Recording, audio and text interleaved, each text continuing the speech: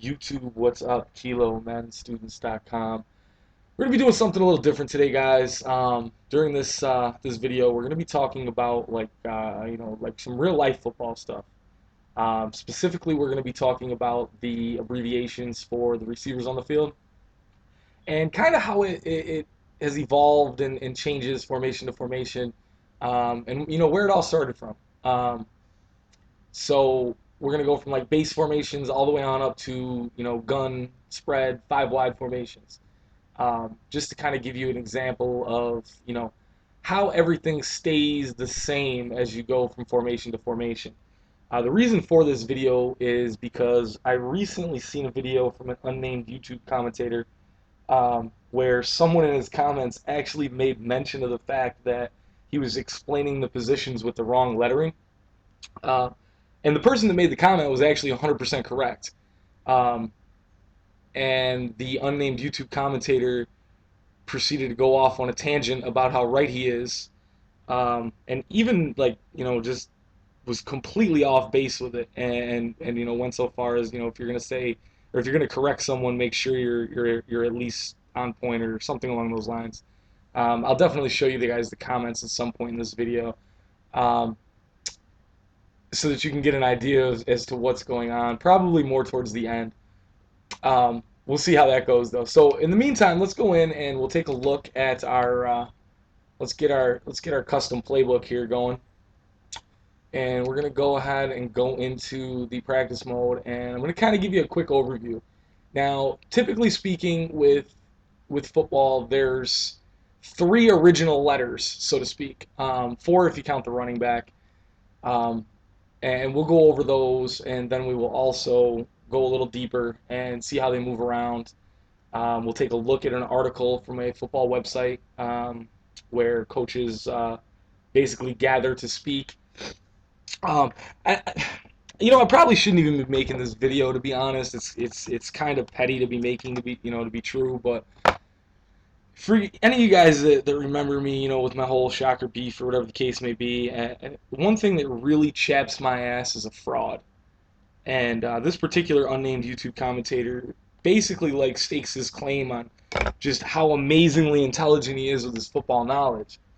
And to see him be so far off, and then when he's corrected to even go deeper with it and tell the other person that they're wrong, and it's just I don't know, kind of a god complex, I guess I would say. um, and I think it's always good to help people, obviously, and any little thing that you're doing to help somebody is a great thing. But putting out bad information is bad. You know what I mean? That's just not good. If you put out a YouTube channel with a bunch of blitzes that never work, for example, you're probably not going to be followed for very long. People are going to catch on to all your shit being garbage, and they're just going to stop looking. You know what I mean? And the same thing goes with any other type of information. It's great to put it out there, but if you don't really know what you're talking about, just don't even bother speaking on it. Um, it's the easiest thing in the world to say, I'm not really sure. Or, you know what, I don't know what that is, let me find out. Or if someone asks you a question and you don't know the answer to it, rather than try to bullshit your way through it and try to come off sounding intelligent, you could easily say, you know what, that's a great question. I'm going to go ahead and take a look into that for you. And those are just, simple answers. If you don't know what you're talking about, just shut the fuck up. I mean, that's basic shit. So I'm going to take a look at Wishbone here with you guys real quick first off, and we're going to go through what the positions actually are, with the letter abbreviation for them. Your quarterback is your quarterback.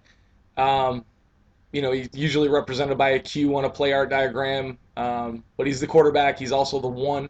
So if there's, any type of a play call with a 12 power, 12 type, or anything like that, 12 draw, anything like that, that would be the quarterback through the two hole. The first letter represents the first number represents the back, and the quarterback is 1, and then the second number represents the hole. So, for example, with the fullback, if we were to do 24 blast, that would be the fullback, which is number 30, going through the 4 hole, which is in between 72 and 68. Um, Same thing with number 28. He's the three back. So with him, he would be going, let's say we did a 35 power. All right, 35 power is basically saying that you're going off the tackle's ass to the left, and you are going to have number 30 and number 24 in front of you blocking. The power, it refers to the blocking assignments that are going to go along with the play. And that sometimes that word can be different depending. For example, at my high school for counters we used the term Missouri. That was our counter call, and basically when Missouri was in the play call, that let the linemen know that they had to block down and that a guard was kicking out.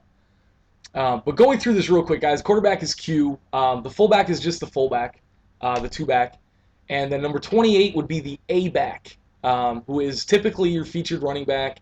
He is the tailback that's going to get the majority of your carries. Basically, he's your go-to running guy.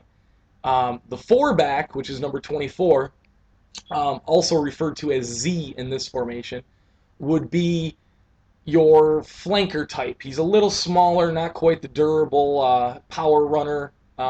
He's a little speedier. He can go out and play receiver, catch the ball. That's basically what he is, and he would be Z in this formation. Then you have X, which is the receiver split out wide to the left, number 8. That's your X receiver. Now, number 89 on the right side of the formation is your tight end, who is also known as Y. Now, this is actually the position that this whole conversation started over, guys. Basically, the unnamed YouTube commentator said that Y is very rarely the tight end. And basically, what I want to get across to you guys is that these letters don't really change. You know what I mean? Like, the letters are the letters, and that's it. The Y is not different formation to formation. The Y is the Y. The X is the X. The Z is the Z. The positioning of where they're at on the field may change. And that may go along with a bunch of different play calls. But the actual person that represents the letter does not change from formation to formation. So if we were to take a look at, I don't think this formation really has anything with letter breakdowns in the plays to give you guys an example of what I'm talking about. Yeah, it really doesn't. But let's take a look at some ace. Okay, here we have Y trips. Now, this formation is called Y trips because the trips is to the side of the field that Y is on. Okay, Y makes the trips. And if you look at some of these plays, you look at the play on the left there, you're going to see Y option. Now, I don't know if you can actually see it very good on the play art, but Y is the only, or excuse me, that receiver is the only receiver on an option route. So obviously, he's Y in this scenario. Y shallow cross is the play in the middle. The only receiver shallowly crossing the middle of the field is the tight end, who is our Y. And the play on the right, Z spot, this talks about our split out wide receiver, our split end. And basically, he's like our flanker, but he's the Z back, you know what I mean, in this particular situation. Now, in a generic high school offense, the RB receiver would generally be your A back. Just going out there to add to the receiving formation. But in a pro style offense, that letter can change to a bunch of different letters depending on whatever they use to represent him. But you'll see on the play that Z is on the spot route, the Z spot. And basically that's another concept that's pretty consistent throughout football, is your X is always going to be on the opposite side of the field as your Y. That doesn't really change much. It's used like that so that it makes it easier to call formations. For example, if we were to say wishbone left with the wishbone, which is what this formation would have been, that's saying wishbone receiver to the left, which lets the Y know that he's going to be on the right.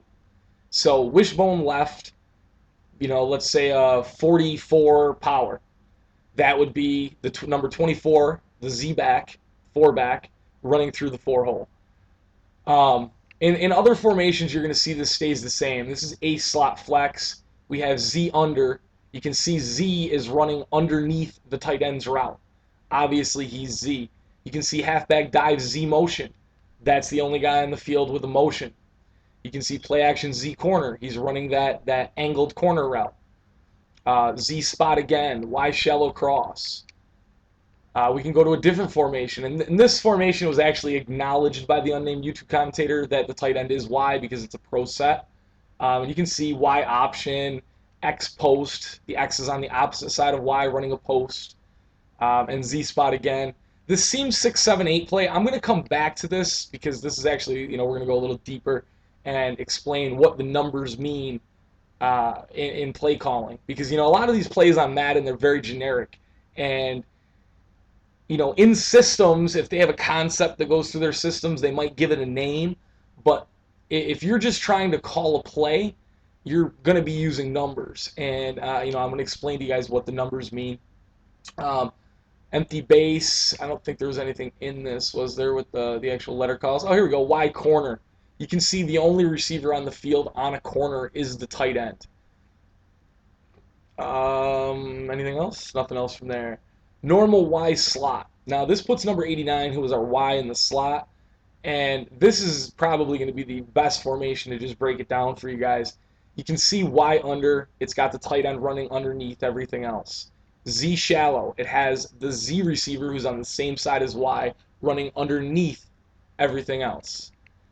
X shallow cross. You can see it has the X receiver who's on the opposite side of Y running across the field. Y stick. You can see that the tight end in the slot is on the stick. Shallow cross, he's on the cross. And this is just under Y option. He's the only one on the option route. X post. X is running the post. And plays like curl Y stick are probably why people that want to be a little bit more versed in things that they're not really that versed in get confused. Because you can see that in this particular play, there's two receivers that could reasonably be on a stick route. And Y, our actual Y, the guy in the right slot, is one of them, and then the guy in the left slot is the other. X could even be considered sort of a stick route, I guess. It's more like a hitch, but we'll call it a stick, whatever, for argument's purposes, to say that this play is why people get confused. So, in someone's mind that's not really 100% sure what they're talking about, they can easily see the letter Y, Y stick, he's on a stick route, okay, that must be the Y. Which would explain why the reasoning here was that it goes across the field from left to right, X, Y, Z, so on and so forth, which is complete bullshit. So we don't even have to entertain that further. But the actual formation that we were talking about here was this play right here: normal, flex, weak, comeback, Z post. Now, you'll see that Z is Z because it says that Z is on the post, and you can see he's the only receiver on a route that even remotely resembles a post. Unfortunately, it doesn't go with this particular formation, this variation of the formation. It doesn't go into more detail regarding letters. So what we're going to do is, instead of looking at flex weak, we're going to look at flex, and we're going to look at normal halfback weak. And these are the same formations, guys. There's just small variations. Flex weak means that flex, the slot guy, is on the line of scrimmage, and the halfback is to the weak side, which is opposite our Y, the tight end. Normal flex is the running back's normal, meaning he's on the same side as the tight end, and the slot guy is flexed. Normal halfback weak means that there's no flex. The slot is the slot, the guy on the outside is on the line of scrimmage, and the running back is on the opposite side of the formation as our Y. So these formations are identical, guys, as far as the base of where they came from. These are just slight little twists, variations in the formation. So while normal flex weak doesn't offer us insight into what we're looking at, we can look at the other formations. And from normal flex, you'll see Z spot, Z is on the Z. You'll see Y shallow cross, Y is running the shallow crossing route, and Y is in fact our tight end in this formation. Now, if you look at normal halfback weak, it's the same thing, guys. You can see on X follow, it has the X on a deep in route following the trail, or the shallow cross, the drag route. On H stick, you're going to see that our slot guy from this formation is actually considered the H, okay? And he is on a little curl route, stick route, if you will, and our Y is actually blocking on this route. Then we can take a look at some other ones. We have X shallow cross. It's X running across the middle. We have H shallow cross. It's the slot guy running across the middle. We have Y cross, and you can see it's the tight end, our Y, that is crossing over the field, and he actually has or Z following him. So from those formations, we can see that what this particular commentator is speaking about, he had absolutely no concept of what he was talking about. And I know that, his first defense, if he does see this video, is going to be that, oh, well, this is Madden, it's not right, this isn't true. And, I'll give you that Madden fucks a lot of things up, but in this particular scenario, they are actually 120% on point. And I'll actually, towards the end of the video, link an image of a post off of a coaching website that will support that, just so that everybody's clear. Y trips, same thing. Trips is to the Y side. And Y shell across, he's running across the middle. Z spot, he's on the spot route. Y drag, he's running a drag. Y option, he's on the option. Y corner is the only fucking receiver on the field on a corner route. So you can see that these formations, far pro, and this is a pro set again, so I mean, whatever, I guess he agreed to this, but Y post is the only receiver on a post route. Let's go back to this empty formation here. Now, going off of the reasoning that that this unnamed YouTube commentator went with, going from left to right, 8 would be our X, 84 would be our Y, 81 would be our Z, 1, we have no fucking idea. He made up some shit that we'll show you at the end, like SL. I don't know what the fucking SL is. The dude's not a fucking Mercedes. And then 89 would just be considered the tight end. So if we go into this formation, though, we'll find a play called Y corner. And what do you fucking know? The only receiver on a corner from this formation is the tight end, also known as our Y. So as you can see, guys, it stays consistent 100% of the way through. I want to find that one play again if I can with the numbers. I don't really know where we were at. We're going to try to find it.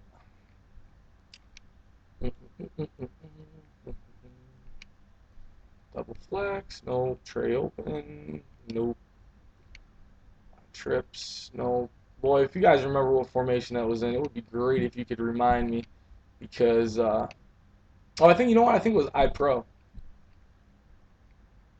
iNormal. Yep, there we go. Seam 678. All right. Now, what the 678 represents, guys, is that represents the routes that the receivers are running from left to right on the field. Now, if you look at a route tree, I don't know if you guys have ever seen one, but X is on an in route, which is a 6. 7 is on a flag route, which is a 7, and 8 is on a post, which is a post. So those numbers correspond to what routes the receivers are running based on your generic route tree that, once again, you have been bombarded with since you've been in Pop Warner football.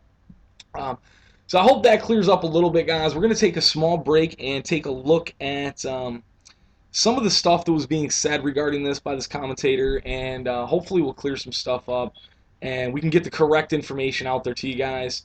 If any coaches are around, high school, college, whatever, and you guys would be willing to go ahead and comment on this, please do.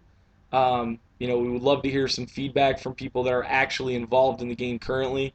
Again, I'm not a football genius or anything. I just played the game from the time I was 6 all the way through high school and was actually relatively decent at it. And had I not been a dumbass and quit school, I probably would have, could have at least played football in college. I don't know if I would have played, but I could have at least been there. So, I have a little bit of working knowledge regarding offensive terminology and stuff like that. But again, I'm not the Messiah. So if any coaches are out there and they want to go ahead and throw their input in, that would be awesome. And let's go ahead and take a look at some of the other stuff I have.